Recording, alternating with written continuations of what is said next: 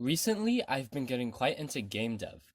The types of games I've been making are pixel platformers. The worlds in these games are based on grids of tiles. The main game framework I've been using is Pygame. This isn't a traditional game engine, so it doesn't have any built-in level editors.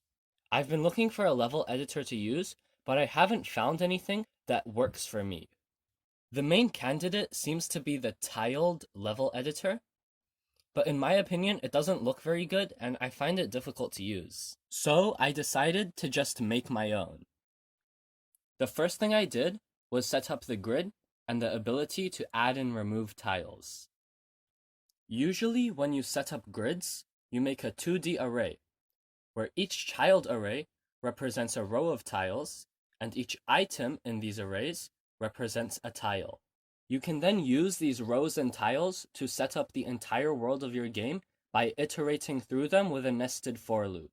I, on the other hand, chose to skip the 2D array part and go straight to the nested for loops. This might cause some issues in the future, but there haven't been any so far. I then added the ability to add and remove tiles to the grid. This was really easy. Whenever the left mouse button is clicked, check if the cursor is on top of a tile, and if it is, then turn the tile white. Removing the tiles is a similar concept. Being able to add and remove tiles is fine and all, but if you can't select an actual image, then there's not much use. So the next thing I added was the ability to load images for your tiles. I then had to display the images as clickable buttons so that you can select which image you want to use. After selecting an image, you can then click on a tile like usual, and its image will change to the one you chose. Having 1,000 tiles on my grid is useful for larger levels, but there's no point if I can only see like 3 at a time. So I added the ability to navigate around the grid using your arrow keys. Now you can finally see all 1,000 tiles. I can now add and remove tiles and navigate around the grid, but I still need a way to save and load the levels.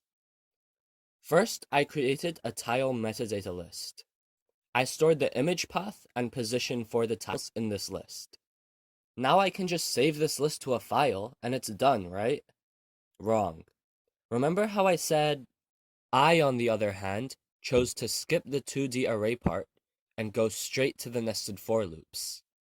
This might cause some issues in the future, but there haven't been any so far. Yeah, well, it turns out it did cause issues. If I move around the grid, it's not actually me that's moving.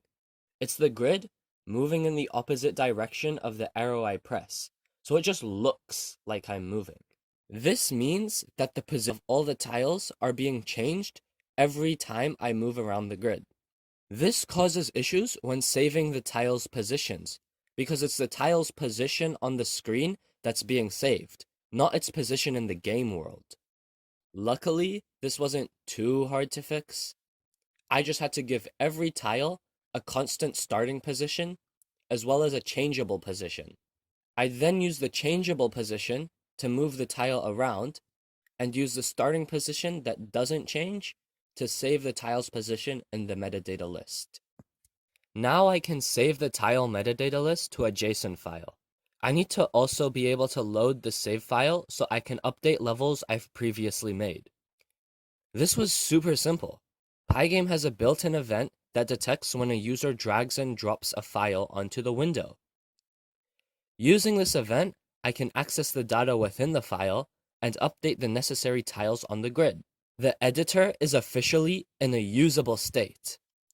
I've put a GitHub link down in the description if you guys want to check out the code, but there's still a lot of quality of life features I want to add, like the ability to fill an area, auto-tiling so you don't have to change images as often, layers, and being able to change the size of the grid dynamically. If you guys have any suggestions for things I could add, be sure to let me know in the comments. I also plan to participate in the GMTK Game Jam, so be sure to subscribe and ring the notification bell so you don't miss that video.